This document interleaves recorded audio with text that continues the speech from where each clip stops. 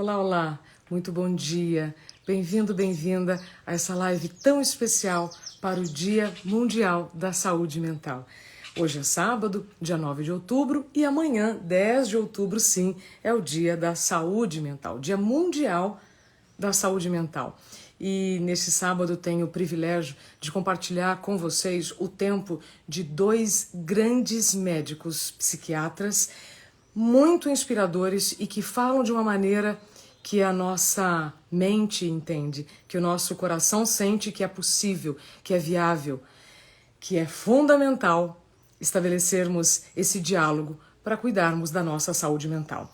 Eu vou compartilhar com vocês o tempo da doutora Camila Magalhães e do doutor Arthur Guerra.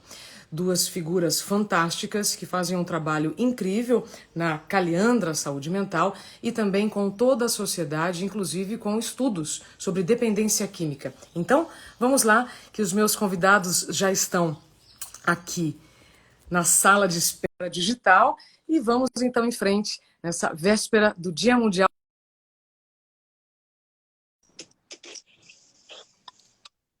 Aqui pelo pontinho de interrogação. Bom dia, Camila. Bom dia, doutor Arthur.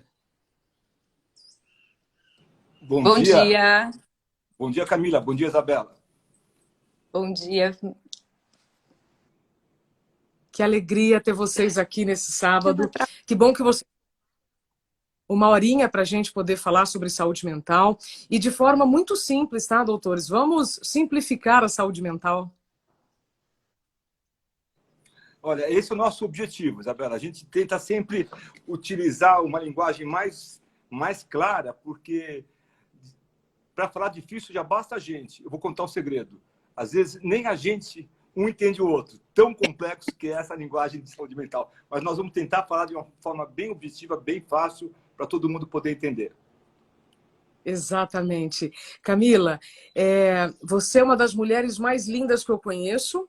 Tá? Não que o doutor Arthur também não seja aqui um homem muito bonito, com todo respeito. Estou dizendo isso porque os comentários ficarão rodando aqui em cima do rostinho de vocês. Mas depois, quando o vídeo for para o IGTV, ele vai com a imagem limpa. Tudo bem? Tá ótimo. Isabela, obrigada pelo convite para estar aqui com você hoje. A gente estava aguardando esse momento para comemorar essa data em que se fala saúde mental, mas que a gente tem podido falar sempre, né? Acho que a gente está vencendo várias barreiras, se vence estigma com informação. Acho que a gente está conseguindo vencer essa barreira, tendo essas oportunidades de encontro. Então, que não seja apenas esse dia que a gente comemora, mas, enfim, que a gente possa sempre falar desse tema que eu acho de importância vital para nós. Exatamente. Camila, doutor Arthur, me chamou a atenção no seu currículo, doutor, há 40 anos lidando já com a psiquiatria, certo? Isso, 44.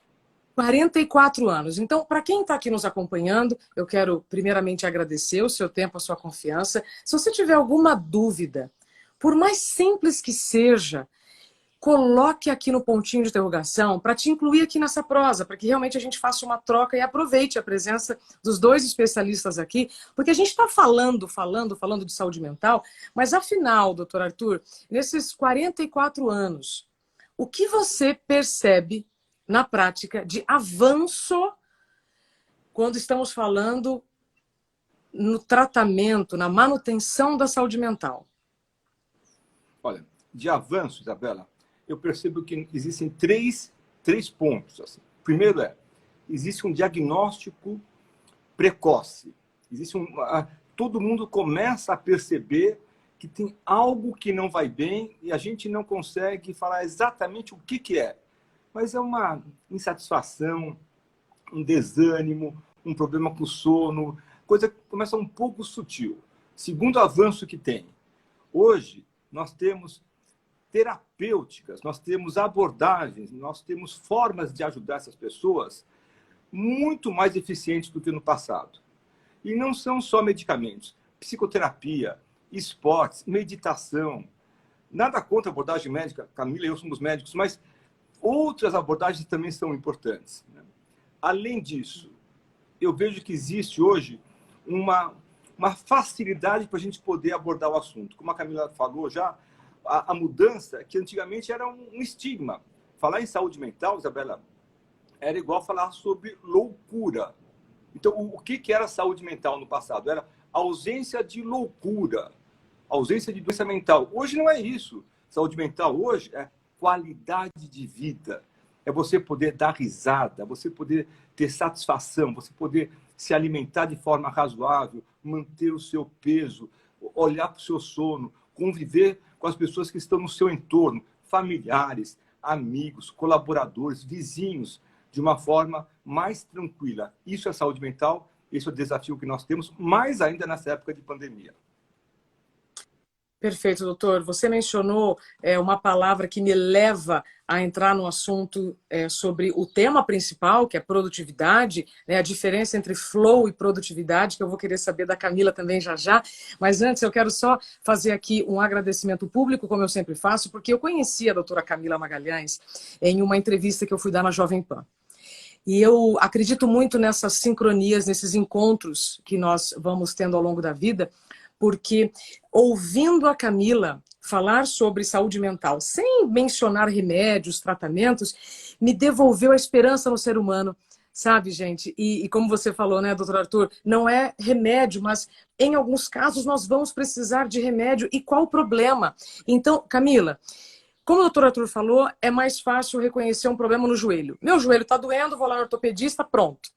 E com a saúde mental, não. O doutor Arthur comentou, às vezes é um desânimo, às vezes é uma insatisfação.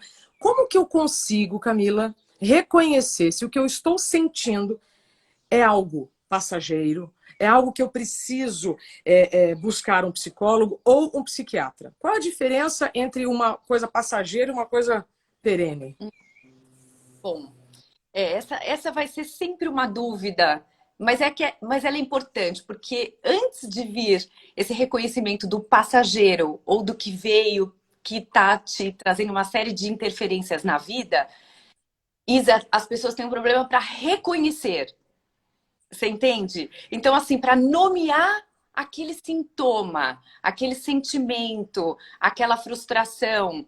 E aí, quando as pessoas começaram a falar disso, a pensar, puxa vida, deixa eu aceitar que eu estou sentindo uma tristeza, que ela tá durando mais do que eu esperava. Deixa eu reconhecer que eu não gostei de algumas coisas, como foram feitas na minha vida, alguns incômodos foram persistentes e me parece que agora eles estão afetando o meu sono, o meu apetite, porque essa também é uma forma de reconhecimento. Sofrimento mental não é apenas sentimento, sofrimento mental se manifesta no corpo.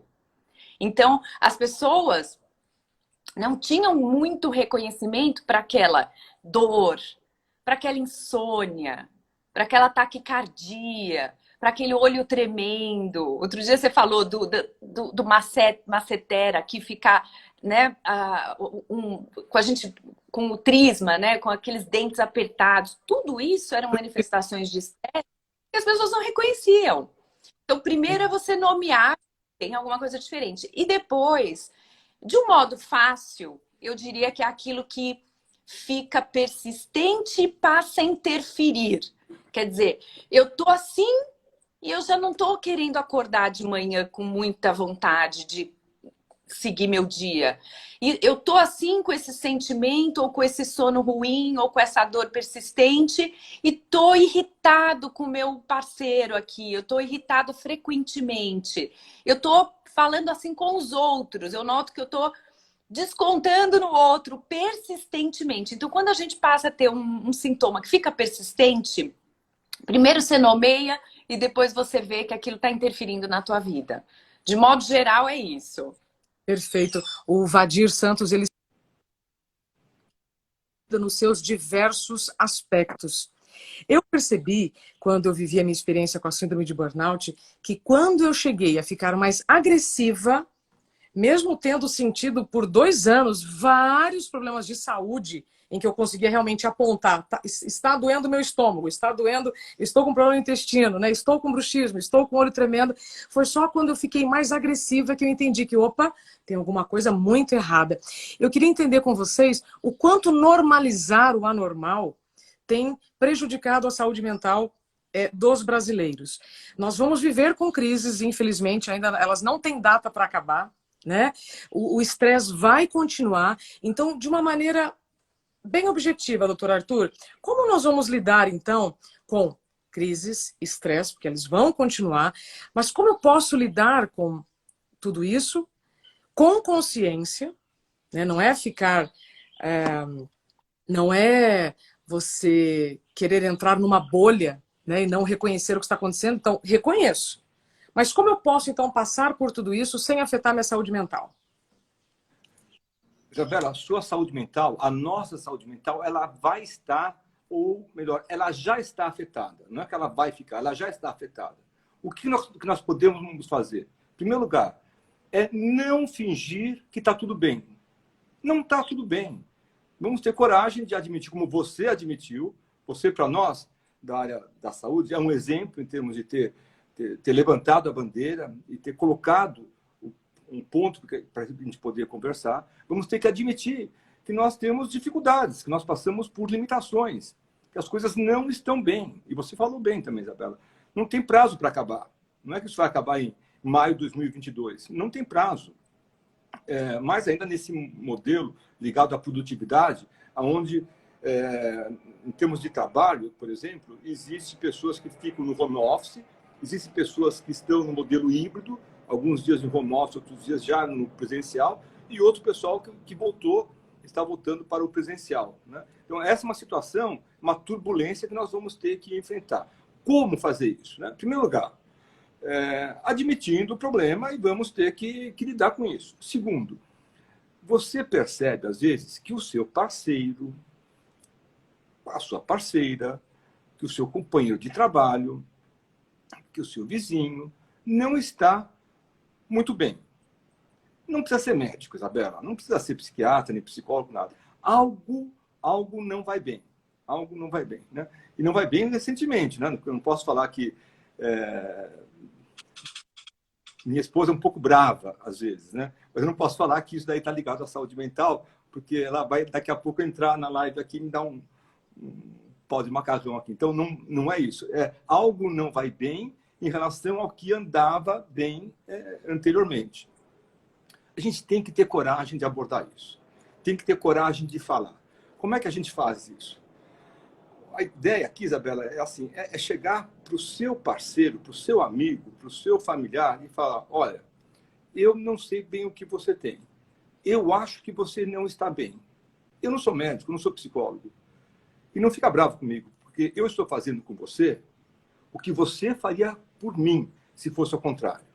Então, essa abordagem, ela é essencial para que a gente possa avançar. E o terceiro ponto Isabela, a gente precisa dar o exemplo. Não adianta nós ficarmos falando da saúde mental dos outros se a gente não cuidar da nossa. Exato. Então, se tem alguma coisa que a gente não vai bem, vamos dar o exemplo para que a gente possa mostrar para os outros que, sim, existem saídas e as saídas são com êxito, com sucesso e são rápidas. Eu ouvindo você falar, doutor, me vem a palavra humildade. Humildade em reconhecer, aceitar que as coisas mudaram. Eu gosto muito, dentro da produtividade sustentável, doutor, foi um movimento que eu criei no ano passado e que eu tenho muita alegria em poder levar para o maior número de pessoas, porque nós queremos tudo sustentável. Relacionamentos, consumo, produção, a natureza, o planeta precisa ser sustentável, mas a forma como a gente está vivendo é sustentável. E eu percebo que, por falta de humildade, a gente não quer aceitar mudanças que vão acontecendo ao longo da vida. Não mudanças fora, porque isso a gente é perito em reconhecer, né, o que acontece fora. Eu estou dizendo dentro. Então, nessa atualização de identidade, Camila, em que eu preciso fazer frequentemente, o que mudou? O que eu preciso fazer para manter a minha saúde? Como que a palavra humildade, Camila, parece para você, antes da gente entrar aqui numa pergunta que a Clínica Movimento e Reabilita traz sobre a questão do álcool, tá? Então, antes da gente falar de produtividade, flow, nós vamos falar do álcool, mas antes ainda eu quero saber contigo, fazendo aqui um roteirinho da nossa prosa, humildade, neste movimento todo que nós estamos falando. Perfeito. É interessante você colocar isso, porque eu acho que esse é um conceito humano que pauta assim, como a pessoa é humilde consigo mesma, com as pessoas próximas, que não fala só do que vai repercutir na saúde mental, mas eu digo em todas as relações, porque esse contexto que a gente vive hoje e que agora ficou ainda mais agravado pela pandemia, que exacerbou as tensões e tudo mais, gerou, e tem isso sido uma discussão no mundo, mais individualismo do que uma visão para o coletivo. E as pessoas ficaram tão angustiadas com tudo e tão preocupadas em manter o seu trabalho, em voltar para a sua vida como era antes, que ao invés de estar olhando para o outro, isso está sendo discutido como um movimento que assim, as pessoas estão mais estressadas e olhando para si. Então, às vezes, se ela não tiver essa humildade, como a gente está dizendo, para então aceitar que para você viver uma vida diante de adversidades, você vai precisar sim ter um olhar para o coletivo. Em todos os âmbitos. A gente está falando do familiar, no trabalho. É preciso humildade para a gente aceitar que a gente passa por turbulência. E não fingir que tudo está bem e que eu vou mostrar para o outro o melhor de mim. Porque a gente vive num movimento em que, além do individualismo, as pessoas querem mostrar para os outros o melhor delas, a melhor faceta delas. Né? A gente vive uma realidade de conectividade, de rede social, né? Então, eu acho que esse é o paradigma que a gente vai ter que lidar agora. É tão irônico, Camila, porque quando você fala de individualismo, eu concordo contigo, né? Existe um movimento em que cada um está olhando para o próprio umbigo, mas quando a gente fala sobre reforma íntima, atualização de identidade, né, humildade para aceitar as mudanças que o corpo precisa, aí não rola. Então a gente quer conhecer o mundo, mas o turismo interior, esse autoconhecimento é fundamental, porque, gente, conhecimento é diferente de autoconhecimento. Nós nunca tivemos tantas informações disponíveis e nunca me pareceu estarmos tão perdidos por falta de informação. Então, é tudo muito irônico. Como você falou, Camila, lidar com as adversidades, trago aqui então a pergunta da Clínica Movimento e Reabilita. O álcool pode ajudar no controle do estresse? Porque diante das adversidades, percebo e pelas minhas pesquisas, o que eu vejo? Nós vamos buscando recompensas imediatas para as frustrações, para o cansaço, para as adversidades. Quem está cansado, ao invés de descansar, come mais. Quem bebe, bebe mais. Aí tem o excesso de compras, ou seja, a gente vai buscando anestésicos. Como é que o álcool entra nessa história? Como um anestésico, na maioria das vezes, como você está dizendo. O álcool para adultos em pequena quantidade, a gente sabe, não vamos fingir que ele não tenha um papel, né, no prazer, na vontade para algumas pessoas que têm esse hábito de beber de ritualizar, né, numa situação social, tem esse papel. Entretanto, quando o álcool é enfrentamento, né, quando o álcool é usado para enfrentar problemas, para anestesiar, assim como você disse, a comida ou ficar muitas horas nas telas, é aí que a gente tem uma piora da questão, porque a pessoa não vai para o autoconhecimento, ela vai simplesmente para o caminho da anestesia e ela vai tendo um problema maior e adicional, que é criar um hábito que ela começa a achar que é uma saída para o enfrentamento da angústia, do incômodo. Então, eu acho que essa questão do álcool, e no Brasil a gente já vinha discutindo há muito tempo, vamos mudar o padrão como o brasileiro bebe? Né? Vamos pensar que é muito importante que para aquelas pessoas que queiram beber, que elas fiquem atentas para não fazer um consumo pesado do álcool, para que o álcool, então, ele possa, para aqueles que queiram fazer parte da vida deles, mas sem que ele seja ou como a gente disse, os games para os jovens, né? A gente tem discutido isso. Você usar de algo que ocupa a sua mente por muito tempo ou que te anestesia para você se sentir melhor diante de alguns problemas que você tem. Não vai resolver. Não vai resolver, né? Você precisa dividir o seu tempo e sim, o incômodo faz parte e é a partir do incômodo que a gente transforma, né? Eu acho que essa é a questão. Posso, Excelente. Doutor posso só Arthur, por favor. complementar rapidamente? Isso tudo mesmo, concordo. Quer dizer, o álcool é uma substância legal, que existe há milhares de anos e provavelmente vai continuar existindo por milhares de anos. O seu consumo moderado, no final de semana, social, ele muitas vezes não traz prejuízos. O consumo exagerado, às vezes, está ligado ao consumo nocivo. E o que acontece, só para complementar o que a Camila falou, esse consumo nocivo, a pessoa se habitua e fica com a dependência. Primeira coisa que acontece na dependência. Existe uma negação, a pessoa fala, não, doutor, eu sou um bebedor social. Tem o que aí, Isabela, Camila? Uma falta de humildade. A pessoa não se reconhece, né? E depois, doutor, imagina, eu paro de beber quando eu quiser. Eu paro quando eu quiser. Falta de humildade triplicada, né? Então, eu acho que é um problema de saúde pública que existe há muito tempo e vai continuar existindo. Quanto mais cedo nós conseguimos fazer o diagnóstico, maiores chances são de sucesso. Perfeito. Doutor Arthur, tem estudos, como a Camila, com a dependência de álcool no estado de São Paulo, certo? Me corrijam, por favor. A gente tem estudo no Brasil, para universitários, no Brasil todo. Foram mais de 25 mil universitários que a gente estudou.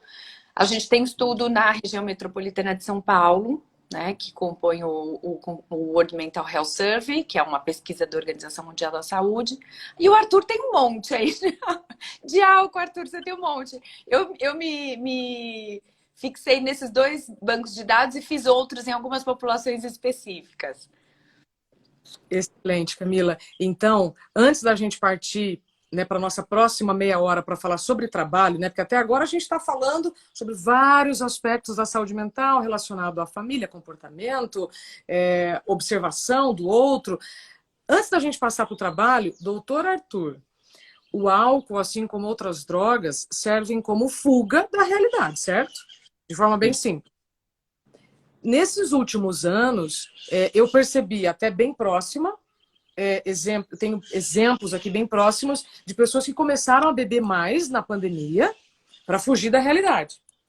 E aí, até me corta assim a pele, né? E aí, como que nós podemos dizer para mais de 120 pessoas que estão aqui, e essa live ficará gravada, tá? Muitas pessoas estão perguntando, como que nós podemos contribuir neste movimento de conscientização de que, olha, será que você está realmente fazendo isso consciente ou fuga? Como é que eu também posso agir sem ser vista como uma chata, né? E para que eu também não cause mais brigas, mais problema relacionado à saúde mental? Muito boa pergunta. Isabela, na pandemia houve uma mudança muito forte em relação ao padrão de consumo de álcool para algumas pessoas, não para todas as pessoas. Para algumas pessoas, um grupo razoável de pessoas que só bebiam no final de semana, algumas delas começaram a beber também todo dia à noite. E pessoas mais solitárias bebiam mais do que as outras, porque às vezes usavam álcool como se fosse um companheiro, como se fosse uma muleta, para poder ultrapassar esse momento. Pessoas que bebiam todo dia uma taça de vinho à noite, começaram a beber também durante o dia. Isso já é sinal de dependência? Não. Mas isso é um sinal que nós precisamos ficar com as antenas ligadas. Opa, alguma coisa aconteceu. Alguma coisa acontece. O que, de fato, a gente pode usar como métrica, como se fosse um termômetro, para falar, olha, quando que isso está a mais, quando que isso está a menos? Em primeiro lugar, essa ligação mais forte com a bebida alcoólica, que começa com a pandemia, se estende no final dela, ou na diminuição dela, a pessoa continua como se a pandemia fosse cada vez mais forte, mais forte. Quem que percebe isso? Quem está no próprio entorno, em volta, quem mora com essa pessoa, quem trabalha do lado dela. E sabe quem é? Isso, eu sei que nós vamos falar isso daqui a pouquinho, mas o líder, o supervisor imediato é a pessoa que mais consegue saber, mais do que o médico do trabalho, às vezes mais do que a pessoa que habita com essa outra. O supervisor imediato sabe quando as coisas não estão bem. Além disso, tem outros sinais. O álcool é muito calórico. A pessoa começa a beber a mais, ela começa a ganhar peso. Então, as pessoas me perguntam assim, mas ganhar peso é normal na pandemia? Sim, você pode ganhar alguns quilos, mas quando você está ganhando muitos quilos e está bebendo álcool, opa, alguma coisa acontece. O que eu peço? Você pode parar de beber? Doutor, eu não consigo. Não consegue? Não consegue? Opa. Além disso, eu peço exames de laboratório para ver função hepática, para ver como que anda as outras condições físicas, orgânicas do corpo desse indivíduo. Se não estiverem perfeitas, é porque o álcool está agindo. O álcool é muito sorrateiro, ele muito, sabe, ele começa devagarinho, ele não dá dor, ele não dá confusão, ele começa a ser... E, de repente, depois de 15, de 12, de 15 anos, a pessoa acaba tendo quase dependência do álcool. Aí é grave, porque a única chance que ela tem de ficar boa é não beber nada, nada, nada. Isabela, a gente vive num mundo alcoólico. Hoje é sábado. Eu vou jantar à noite, provavelmente no restaurante. Todo mundo, quase todo mundo vai estar bebendo alguma coisa alcoólica. Não para ficar alcoolizado. Mas o mundo que nós vivemos é um mundo alcoólico. Então, esse é o desafio que nós temos aí.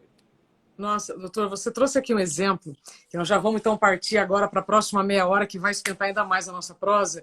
Você disse, por não ter controle da bebida, vai chegar um momento em que essa pessoa não vai poder beber mais nada. É a mesma coisa relacionada ao trabalho, em relação ao burnout. Por não querer fazer pausas voluntárias ou parar de trabalhar nos momentos que precisa, depois ela tem um burnout, ou tem um AVC, ou tem um infarto, né, que são coisas piores até do que o burnout, porque não quiseram parar nos momentos necessários. Eu não tinha ainda feito essa comparação. E aí, muitas vezes, vai ter que parar de trabalhar. Ou seja, que incoerência. Vamos então, doutor, a Karen Seco, ela traz aqui uma pergunta, e eu até vou fazer mais uma vez o convite. Gente, tem perguntas excelentes passando aqui pelo feed, muitas vezes eu posso perdê-las. Então, coloquem na caixinha de perguntas, que é mais garantido para você participar aqui da nossa prosa. A pergunta da Karen é fantástica. Você comentou dos líderes, que eles têm mais condições de identificar o que está acontecendo de diferente. A Karen diz assim, quais são os indicadores que podem servir de referência para os líderes identificarem seus liderados que não estão bem? Puxa vida.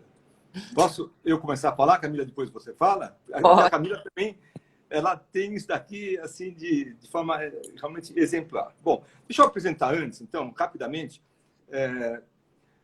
Quem não conseguir ter a resposta aqui, Isabela, nós nos comprometemos, Caliandra se compromete a dar a resposta na segunda-feira. Eu não vou dar amanhã, porque amanhã também é um dia de descanso, mas segunda-feira, até 18 horas, essa resposta vai estar para quem tiver dúvidas, então pode colocar aí, né? Vai estar via Caliandra. O que é Caliandra, afinal de contas? Caliandra é uma empresa que cuida da saúde mental das outras empresas. Ela tem essa função. Então, saúde mental corporativa é conosco mesmo. Nós fazemos diagnóstico, nós fazemos abordagens, nós fazemos atividades para cuidar, tratar e, sobretudo, prevenir a saúde mental dessas empresas, né? Então, como é que a gente faz isso? Olhando especialmente para o líder, né? Como é que o líder percebe que algo não vai bem? O líder, justamente por essa função quase que inata, o líder não é treinado para ser líder, não é que ele passa um curso, vamos ser líderes. Não, ele acaba tendo aptidões pessoais, muitas vezes intuitivas, ou porque ele já trabalhou naquela mesma função por um bom tempo e acabou entendendo os pontos positivos e negativos, que aquele colaborador dele, de alguma forma, não está produzindo bem, produtividade, não está rendendo bem.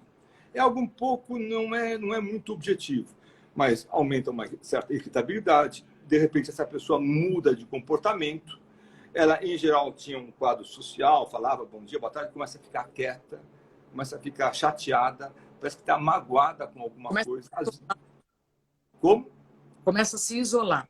Começa a se isolar, começa a ter posturas, às vezes, agressivas, agressividade verbal, competir com o líder, enfrentar o líder, desafiar o líder na frente de todo mundo. Começa a demonstrar que tem alguma irritabilidade, algo não vai bem nesse comportamento. O líder não sabe se isso é um quadro depressivo, se isso é uma ansiedade, se está com um problema de familiar, se o casamento não vai bem. Algo acontece e o líder não tem a função de fazer o diagnóstico disso. Mas cabe ao líder, sim, falar, opa, algo não vai bem. Conheço essa pessoa, trabalha comigo há alguns anos, nunca foi dessa forma. É o líder que faz o encaminhamento para algum agente de saúde e fala, olha, você precisa avaliar isso. Se o líder falar psiquiatria, nossa, não vai, porque ainda tem um estigma. Se o líder falar medicamento, não pode, o líder não vai lidar com medicamento. Internação, imagina, pelo amor de Deus, não, a gente não está falando disso. Está falando de um diagnóstico para que a gente possa entender aquele momento especial e que o líder tem essa função quase que paternal algumas vezes. Não é para ele tratar, mas é para ele cuidar de forma objetiva e clara. Eu estou emocionada porque essa fala do doutor me fez lembrar de momentos que eu vivi, então eu posso falar abertamente sobre isso. É exatamente isso, sem tirar nem pôr. E me emociona, me abre aqui uma caixinha de tristeza, porque especialmente depois de você compartilhar da sua vida por tantos anos dentro de uma instituição, você espera esse comportamento do líder. E quando não acontece, Camila, é bem provável que aquilo que poderia ser tratado de forma mais branda fica ainda mais violento. Você concorda? Ou seja, então, como o doutor disse, ok, tive sensibilidade e reconheci que tem algo errado. Eu preciso encaminhar. Porque fugir do problema não vai resolver o problema. Como é que os líderes, então, podem fazer, Camila? E eu entendo, Isa, o que emociona, porque assim, esse assunto não era falado. Eu penso que os líderes eram pressionados entre o resultado e a cultura das empresas eram, tem alguém doente no teu time? Ai, vamos movimentar aqui? Vamos, né? Tá bom.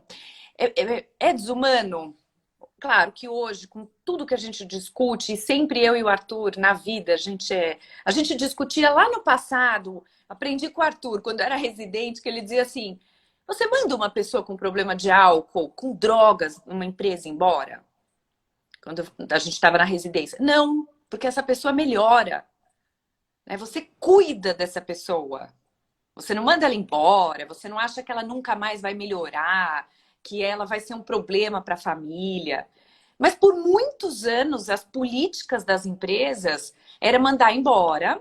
E pior, teve um estudo entre os médicos, entre os residentes de medicina, que eles diziam que não tratavam pessoas com problema de uso de substâncias porque ele não gostava. Né? Porque acho que é aquele paciente chato que não melhora, que também foi um estudo que várias faculdades de medicina fez, que o Arthur participou. E aquilo me chamava tanto a atenção, porque na verdade a gente está cercado por problemas que têm questões, um terço né, das pessoas teve um problema de saúde mental no último ano, e a gente sabe que só 13% delas procuram ajuda. Nas empresas, tem mais problema de saúde mental e sempre teve do que qualquer outra coisa. E o líder, ele não sei se pressionado, e por falta de informação, por preconceito, por achar que aquela pessoa é chata, que aquela pessoa está inconveniente, mas ela está num forte sofrimento, né? A gente tinha a cultura de não vai falar no trabalho sobre seus problemas. Trabalho não é lugar para isso. Né? Essa era a criação que as pessoas tinham. E como assim não vai falar no trabalho? Né? O trabalho é lugar da gente manifestar tudo que a gente vive na vida. Pode ter começado no trabalho ou não.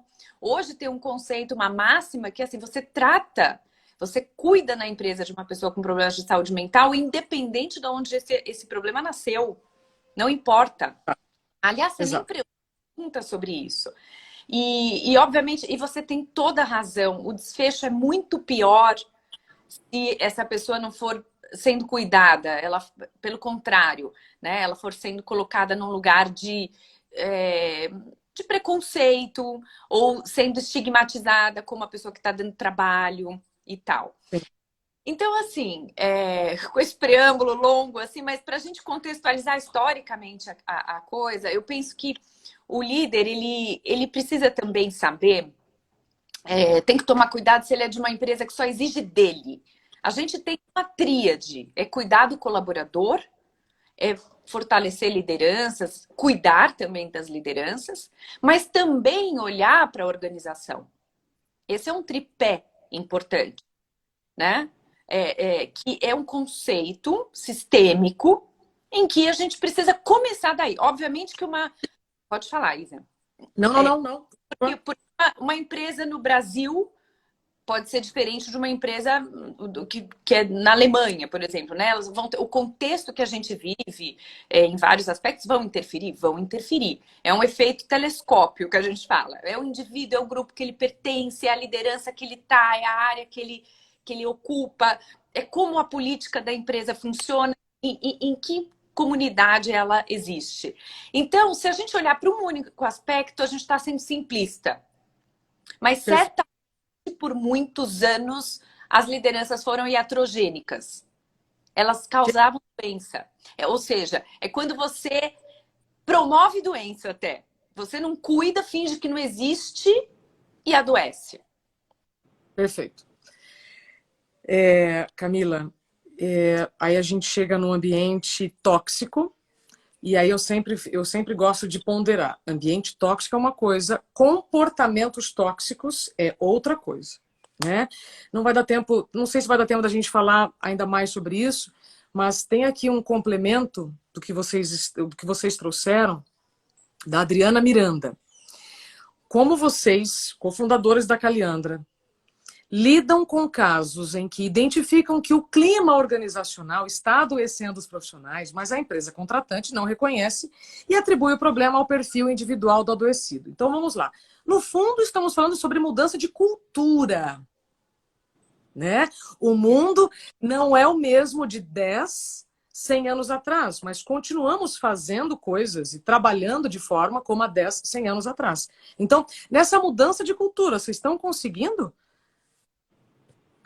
Eu vou começar. Quer começar, Arthur? Eu quero. Mas antes de começar, só deixa eu dar um exemplo, Isabela, de saúde mental. Sabe a sua emoção de alguns minutos atrás? Isso é saúde mental. É você lembrar, se emocionar, se recompor e guardar essa experiência. A isso nós damos o nome de saúde mental. Não tome isso como um passaporte. Olha, agora... Aplausos para essa mulher linda que está do seu lado. Doutora Camila cuida de mim há muitos anos. Olha, ela cuida de você, Isabela, e também sabe que cuida de mim? Ela me protege, sabe? Eu estou fazendo alguma coisa assim que não cuida de mim como médica, mas eu estou indo às vezes para um caminho de um pouco mais de preocupação, ansiedade. Ela fala, opa, calma. Essa moça, essa médica é de fato exemplar. Eu não vou ficar elogiando mais. Aliás, então deixa eu só contar uma coisinha, Isabela, rapidamente aqui. Ai, que medo. Sabe como que nós nos conhecemos, Camila e eu? Há quanto tempo? Há muito tempo. Ela foi a daminha de honra do meu primeiro casamento. A daminha de honra. Sabe aquela menina de vestidinho branco, levando as alianças assim, tal. O meu primeiro casamento foi com a prima dela. E trabalhamos juntos, etc. Ela resolveu fazer medicina e depois de muitos anos ela veio fazer residência. Ela podia fazer residência num outro local, veio fazer residência comigo na Faculdade de Medicina do ABC, onde nós tínhamos um serviço iniciante, mas que hoje é o terceiro melhor serviço do país. Ela teve um sucesso muito bom, foi excelente residente e, de forma natural veio a trabalhar comigo. Temos trabalhado há 20 anos juntos, uma parceria bastante forte, não por menos eu e a minha atual mulher, somos os padrinhos de casamento dela e do Rodrigo, com muita honra, né? Então, é uma ligação bastante forte, né? Eu acho que entre Camila e eu existe aquilo, Isabela, que nós chamamos de encontro. A vida é uma sucessão de encontros. Nós tivemos um encontro, né? Um encontro bacana, que segue até hoje. Às vezes tem um pouquinho de atrito, normal também, né? Faz parte da saúde. Atrito, em geral, porque eu estou certo e ela não está, mas eu sou muito flexível e eu finjo que ela que está certa, né? Bom, mas, enfim, eu falei da sua saúde mental, eu falei da relação Arthur e Camila. Esqueci o que a Adriana perguntou. A Adriana perguntou como vocês lidam com casos em que a Caliandra identifica que o clima organizacional está adoecendo, mas a empresa acha que o problema é do indivíduo e não atribui ao coletivo, que também pode estar influenciando. Isso é muito comum. Isso é muito comum. Nós vamos abordando esse assunto como se fosse um prato de mingau quente. A gente vai comendo pelas bordas, devagarinho, soprando com muito cuidado. Nós, em primeiro lugar, vamos identificar se o pedido para que nós possamos auxiliar a empresa nesse sentido é um pedido genuíno ou é um pedido para abafar algumas dificuldades. Eu vou dar um exemplo. São Paulo tem vários hospitais bons, né? Um deles, em 2019, não é 2020, tinha um quadro, digamos assim, funcionários que buscavam a sua excelência e tiveram 63 tentativas de suicídio. 63. 63. 2 médicos se mataram. 2 médicos se mataram. Uau! Isabela, nesse hospital a gente não podia usar o termo burnout. Se você quisesse conversar sobre burnout, você não podia falar, você não podia mostrar esses números, porque isso era identificado como uma falha administrativa, uma falha da gerência. Então, você tinha que lidar, mas você não podia... Hoje nós vamos discutir o conceito de burnout. Pelo amor de Deus, você está querendo mostrar que aquela pessoa lá que está como o chefe dessa equipe toda é uma pessoa insensível. Não é ele, mas então essa outra vez esse estigma ele fica rondando bastante, né? Segundo ponto, em algum momento, senão o nosso trabalho não funciona, nós temos que colocar o dedo na ferida. Mas não pode ser de forma agressiva e muito menos apontando para os outros o que está errado. O seu comportamento está equivocado, não deve ser feito dessa forma. É muito mais uma postura do coletivo. Nós somos um time. É um time de futebol onde cada um quer fazer o gol. Não dá certo. Tem que tirar, às vezes, correndo demais. Ele não vai conseguir jogar o segundo tempo. Essa liderança, esse comportamento muito mais compreensível, e eu acho que cultural, não é só médico, é cultural também. É você entender o momento que a gente vive. Por que, outra vez, voltando para a produtividade, por que durante a pandemia, muitos de nós tivemos uma produtividade maior, atendemos mais. Mas se a gente não tomar conta, se a gente não fizer pausas obrigatórias, pausa para as refeições, não levar o celular para as mesas de refeições, pelo amor de Deus. Não pode. E como é que a gente faz isso? Dando exemplo. Porque se nós não dermos o exemplo, os nossos parceiros, os nossos filhos acabam levando. Sei que a Camila está louca para falar, eu vou pedir para ela continuar. Estava pensando, porque essa pergunta, ela é muito importante. Ela parece uma pergunta simples, mas ela é complexa. Nem toda empresa está afim, como o Arthur falou, né, de olhar para o que ela contribui para aquele cenário. Só que eu acho que isso está mudando. Uma transformação real, ela passa por todas as áreas e elementos que compõem o estresse numa empresa. Não partir do princípio que ela é só do indivíduo. Tem questões que são que a vida particular de cada um pode interferir, agudizar, prejudicar o funcionamento daquela pessoa que trabalho tem. Mas a gente sempre sabe quando o clima organizacional, tem pesquisas de clima para isso, a gente quando a gente institui um programa, a gente vai acompanhando ele ao longo do tempo, precisa ter dados, você não faz nada desamparado de dados. Os dados mostram para você que você nunca... O teu objetivo não é cuidar de um indivíduo, você precisa sim olhar para várias frentes. A gente precisa anonimizar. Quanto menos você expuser as pessoas e quanto mais você acoplar alguém de fora. Acho que o ganho da Caliandra, como a gente vem de ensino, pesquisa e atendimento, a nossa preocupação ética é muito grande em conseguir anonimizar, trazer um dado do coletivo, e você precisa ter informação de todos os níveis. Você precisa ter informação desde o CEO até o indivíduo para você corrigir alguns rumos ali na empresa, né? Você cuidar também das lideranças, porque essa sempre se coloca num lugar de, né, perfeição, não todos, óbvio. Então, eu acho que o que a Caliandra faz, só para amarrar isso, é você realmente trabalhar em vários níveis. Por vezes você tem que não só fazer o treinamento do líder, mas você tem que fazer grupos de sustentação com eles. No dia a dia deles, eles vivem desafios que é como o Arthur falou, mas ele precisa identificar. E é igual numa família. Você trata um jovem, mas você não olha para os pais porque ele fala, o problema aqui não está comigo, tá? Eu não sou o problema. Se ele não se colocar ali como alguém parte do problema, né? Você vai somente tratar, mas você não vai prevenir. Você não vai olhar para a raiz do problema. Então, e isso é muito ruim, né? Você não pode só querer tratar, porque aí você nunca vai ter resultados profundos. Perfeito. Camila, eu vou trazer aqui o exemplo de uma executiva que eu conheci.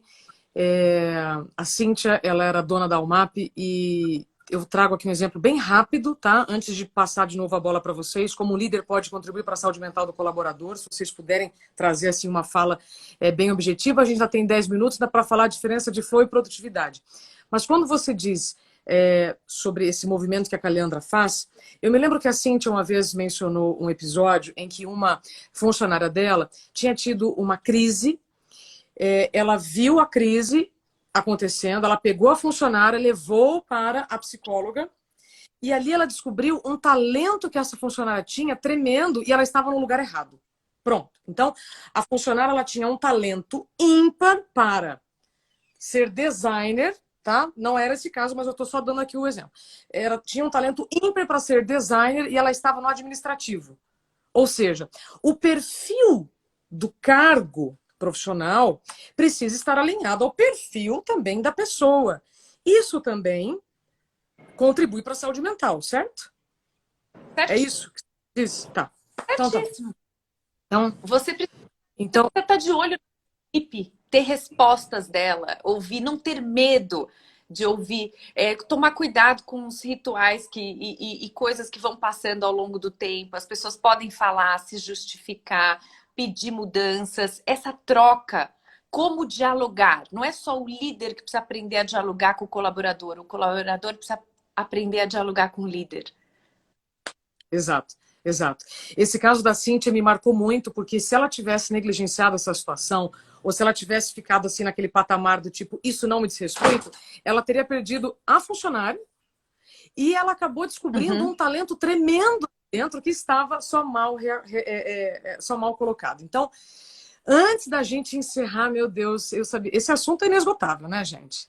Esse assunto me deixa muito feliz em trazer cada vez mais informação para a saúde mental.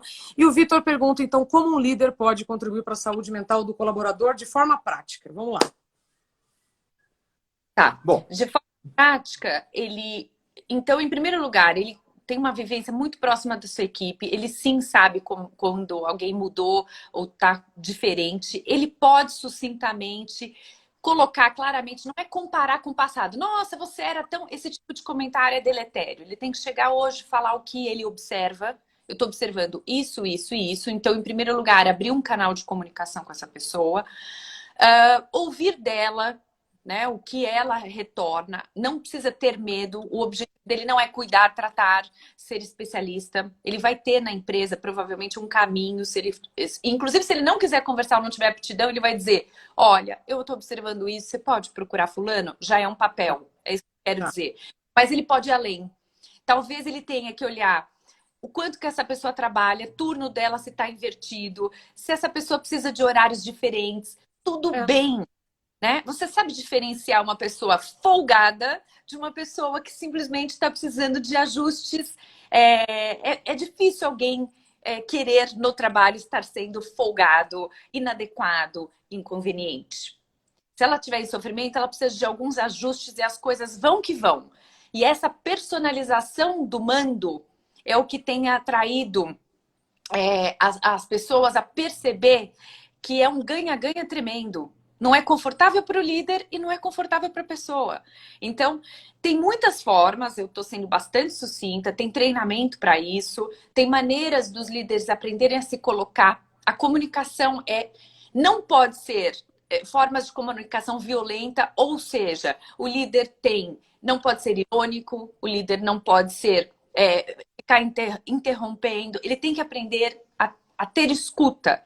Né? Não pode dar exemplo do outro para comparar com elogiar o outro para angustiar aquele que não vai bem, porque ele já está em sofrimento. Então, formas de comunicação clara, chamar no íntimo, não expõe as pessoas no coletivo. Né? Enfim, tem uma receita aí individual, mas que passa por conceitos globais que são muito importantes e a gente pode um dia conversar só disso, mas tem muitas... Posso só complementar aqui o que a Camila falou? Alguma coisa eu já iria falar, mas é isso mesmo, né? Não expor a pessoa na frente dos outros, não fazer brincadeiras. Às vezes o líder quer fazer uma brincadeira só para deixar a coisa um pouquinho mais leve. Esse é um tema que ele é muito sensível a brincadeiras, porque a pessoa está sendo colocada em xeque com as próprias dúvidas dela. O líder tem que ser ativo, ele tem que ir atrás, ele não tem que esperar que isso vá se resolver por obra do Espírito Santo, que as coisas vão ficar melhores. Não, ele tem que ir atrás, ele tem que buscar isso daí, e para isso ele vai ter que usar, muitas vezes, uma intuição dele, lógico. Ou o que Caliandra faz? Caliandra capacita os líderes. Os líderes não saem técnicos em saúde mental, não é verdade. Eles não saem psiquiatras ou psicólogos, mas quais são os principais sintomas, os principais sinais que o líder deve ficar atento para poder identificar naquele grupo de colaboradores algo que não vai bem. Mas a melhor coisa de tudo, Isabela, a melhor coisa de tudo, eu acho, o líder, ele tem que dar o exemplo. Sim. Se o exemplo não vier do líder, se o líder for, como a Camila acabou de falar, agressivo, irônico, se o líder não tiver uma saúde mental bacana, e acontece que não é porque é líder que ele já está vacinado e vai ter uma boa saúde mental. Os líderes também ficam doentes. Os médicos também ficam doentes. Opa. Os psiquiatras também ficam doentes. Ué, é normal. Então, quem cuida de quem cuida dos outros? Né? Então, esse é o nosso grande desafio. Perfeito, doutor Arthur. Saúde mental é uma decisão. Então, líderes ou liderados precisam querer viver com saúde mental. Para a gente encerrar, o que eu tenho visto? As portas se abrem pelas nossas habilidades técnicas e se fecham pelos comportamentos. Certo? Então, são os comportamentos que vão definir, né, se um funcionário ou se um líder também vai ficar naquele cargo. E depois que eu comecei a falar sobre produtividade sustentável, muitas pessoas me perguntam, mas é trabalhar mais? Não, é viver mais, porque trabalhar muito todo mundo já está trabalhando. Estou falando para aqueles que trabalham, não para aqueles, como a Camila falou, aqueles que fingem, aqueles que são folgados. Esses não estão aqui na conversa, não estão aqui nessa live, nesse sábado de manhã. Né? A gente está falando para quem já trabalha. Se quer continuar trabalhando com saúde e sem problemas nos relacionamentos, esse é o conceito da produtividade sustentável, nós precisamos, então, ficar todo mundo na mesma página. Camila, você recentemente participou de uma entrevista sobre flow. E agora o flow...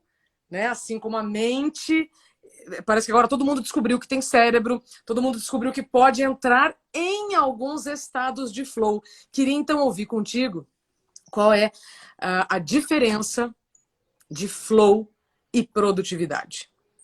Tá bom. Bom, na verdade as pessoas tentam colocar a questão do flow. O que é flow? Né? É um conceito criado na década de 70 por um psicólogo que verificou que determinadas pessoas, independente da natureza do trabalho dela, ou inclusive da angústia para executar aquela atividade ou não, tinham momentos episódicos de prazer, de até se desconectar da vida, assim, ou dos pensamentos desagradáveis, porque elas estavam totalmente envolvidas naquela atividade, fosse ela qual fosse, né? A grande questão é que as pessoas começaram a usar esse conceito como um conceito de prazer e um conceito para promover produtividade, ou seja, busque o seu flow, busque algo que você gosta, que te dá prazer, que te faz se envolver naquela atividade. A grande questão é que o próprio teórico é crítico a isso, porque nas teorias sistêmicas, trabalho é prazer e sofrimento sempre. Sempre. Não há nada na vida que você faça só com prazer. Tem sofrimento, tem que lidar com problemas, tem que lidar com pessoas difíceis, tem que lidar com dias difíceis e tudo bem, né? Então, na teoria do prazer e do sofrimento, que é próprio do trabalho, a gente desmitifica o flow e sabe que trabalho é interagir, trabalho é ter de falar sim com seus superiores, é ter de remanejar suas questões, é ter de precocemente identificar aquilo que está te adoecendo. O burnout é um grande problema no Brasil, porque as empresas não queriam falar sobre isso, e as pessoas só quando estavam extremamente adoecidas, elas eram descartadas. Então, o que acontece hoje vamos também não ir para o oposto. O oposto do burnout é querer vender o flow, tá? O prazer, vamos embora. Não podemos, calma. Flow é um conceito que pode ser usado para quando eu estou estudando um tema e eu estou vendo um paciente, eu estou feliz, eu estou ali na consulta, eu estou com ele, eu estou numa palestra, eu estou com meus colaboradores e aqui flui, eu estou feliz de estar ali, aquilo é o que eu amo fazer, saúde mental, mas ainda assim, quantos dias são difíceis? Quantos dias são penosos para a gente? Quantos dias a gente tem outras demandas de vida que você tem que caminhar juntamente ao trabalho? Então, faz parte do trabalho o prazer e o sofrimento. Perfeito. Né? Deixa eu dar um exemplo de flow no outro campo, no esporte. Eu acho que o esporte é fundamental, especialmente como uma válvula de descompressão para esse mundo de estresse. Eu gosto de correr e de fazer triatlo. Na corrida, Isabela, Camila, claro que é sempre difícil. Não é que é fácil, é prazeroso o tempo todo, mas às vezes você tem dores, tem câimbras, você não. Mas de repente, todo mundo que corre vai entender o que eu estou falando. De repente, você entra num estágio, você corre, sente prazer, e a sensação que você tem é que você pode correr mais 30 minutos, 1 hora, 2 horas, o coração batendo alto, mas você não tem dor, você tem um prazer, e aquilo vai, assim, você fala, nossa senhora, caramba! É quase, não é a mesma coisa, no esporte que eu estou falando, é quase como se fosse uma droga. Porque você tem, de fato, parece liberações de endorfinas, você se sente muito, muito, muito bem. É duro? Claro que é duro, tem muito treinamento para chegar nisso. E depois você vai ficar cansado, você vai ficar com dores, é normal. Mas esse momento, um momento único, um pouco viciante, nós chamamos no esporte também de flow. Perfeito. Adorei o exemplo, doutor Arthur. E a Camila também pontuou de forma brilhante, assim como você. Nós precisamos reconhecer que a vida é feita de altos e baixos. Por isso que eu acredito muito no equilíbrio dinâmico, sabendo lidar com os desafios que a vida vai nos trazer, os imprevistos vão acontecer e às vezes os imprevistos, eles não são problemas, eles podem ser oportunidades, desde que a gente tenha saúde mental. Então, para encerrar, meus queridos doutores, Nós já vamos ultrapassar aqui de 1 hora de prosa e sendo muito responsável com o tempo de vocês, né? Isso é saúde mental também, tá, gente? É ser muito responsável com o seu tempo e o tempo de quem você está comprometido. Gostaria de três sugestões ou dicas, como vocês quiserem, para a gente manter a saúde mental. Lembrando, quem chegou depois da abertura, amanhã, dia 10 de outubro, é o Dia Mundial da Saúde Mental. Essa prosa vai ficar gravada com a doutora Camila Magalhães, doutor Arthur Guerra, 2 grandes psiquiatras cofundadores da Caliandra Saúde Mental, que está contribuindo para a saúde mental de líderes de grandes empresas, para a gente viver em uma sociedade saudável de fato. Então, o ideal no mundo real, doutor Arthur, 3 Olha, sugestões para a saúde mental. Depois é a Camila. É Camila que fala antes ou sou eu? Você. Primeiro. Eu. Olha, cada um tem que ter a sua válvula de descompressão. Eu gosto do esporte. Não precisa ser um esporte forte como Ironman, não é isso. Uma caminhada 2 vezes por semana, 3 vezes por semana, meia hora, 1 hora, é muito importante. Segundo ponto ligado à saúde mental de cada um, olhe para o seu peso. Se você aumentou de peso, aumentou 4, 5, 6, 20 quilos, opa, isso está ligado à sua autoestima. Sua saúde mental pode não ir bem. Terceiro, pense que o tempo todo as pessoas estão olhando para você. O tempo todo. Então, o seu exemplo é muito importante. Eu gosto de uma frase que o exemplo não é a melhor forma de ensinar alguma coisa para alguém. Ponto final. É a única. Se o exemplo não vier, Isabela, de você, da Camila, de mim, de quem que vai vir? Do governo federal, estadual, municipal? Não vai vir. Vai vir das igrejas, dos clubes? Não vai vir. Cada um de nós é responsável por disseminar um exemplo, não milagroso, mas um exemplo prático e possível de ser alcançado. Muito obrigado pela oportunidade dessa live maravilhosa com 2 mulheres maravilhosas também. Então eu vou juntar os meus elementos aos do Arthur. Vou aproveitar o gancho. Bom, eu acho que saúde mental é você viver as pequenas coisas. Então as pessoas estão abandonando os pequenos hábitos. Eu vou levantar, eu vou tomar meu café, eu tenho um tempo... E naquele momento esteja ali, né? Não esteja fazendo outra coisa que não aquilo que você se propôs a dividir seu tempo e equilibrar o seu tempo. Família, trabalho, filhos e tudo mais que seja importante para você. Uma outra coisa é desconecta, né? Para de se preocupar tanto em estar...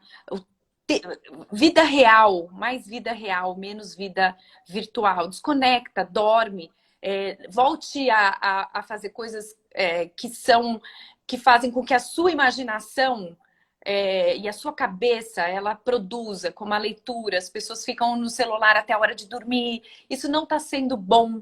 Isso está trazendo muito sofrimento para as pessoas. Tem que 2 horas antes, no mínimo, desconectar, relaxar, respirar. E eu acho que a terceira coisa é pensa só em você, aí da gente tá olhando para o lado, tá olhando para os outros. Acho que tudo isso que a gente está passando tem que ter lições que vão muito além, né, do individualismo. A gente precisa conseguir formas de viver olhando para o outro. Né? Assim, menos entre a gente e o mundo, a gente precisa escolher o mundo, Kafka já falava, né? Eu acho que sim. Senão a gente não estaria passando pelo que a gente está passando agora. Obrigada, Perfeito, Isa. Camila. Obrigada. Eu agradeço Obrigada. Profundamente. Perdão, pode terminar, eu te cortei. Isso, eu só estava agradecendo, muito prazerosa essa manhã com vocês. Acho esse assunto sempre, como você falou, cada tema renderia muito e estou sempre à disposição para as nossas conversas. Essa semana eu vi uma frase muito interessante, queria compartilhar contigo pelo Zap, mas vamos agora já. Você quer dormir melhor? Compra um despertador. Olha só que simples, né? Porque como o celular também faz às vezes despertador, né? Então, eu só queria então trazer aqui se eu tiver só 5 últimos segundos de vida, Sabe assim? E o universo fala assim, Isabela, sua última mensagem para o mundo, qual seria? Durma. Porque o sono é fundamental para a saúde mental. E se você não dormir, infelizmente, o dia ele tem outro peso, as reações ficam absolutamente descompassadas, incoerentes com aquilo, às vezes, que você quer transmitir. Então, além do que o doutor e a doutora disseram, se eu puder dar uma contribuição aqui para vocês durmam, não negligenciem o sono de vocês, não se ausentem de si mesmo. Isso é saúde mental.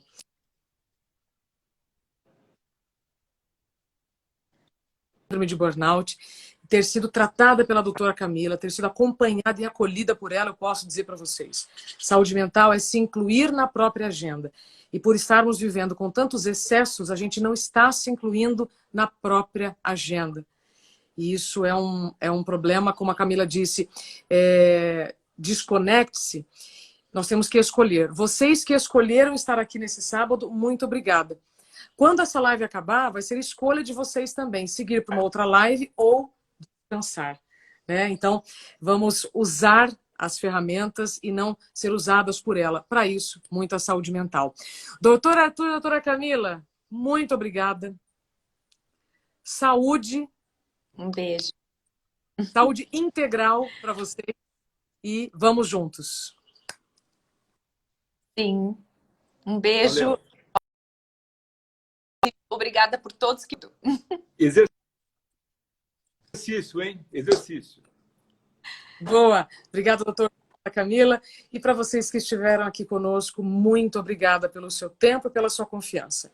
Mais uma vez, hoje é véspera do Dia Mundial da Saúde Mental, mas saúde mental não é só amanhã, não é hoje, é todo dia. Saúde mental é uma decisão e eu espero que vocês escolham a saúde mental de vocês. Então, se incluam na própria agenda todos os dias. Vida é todo dia, não é só nas férias. Não.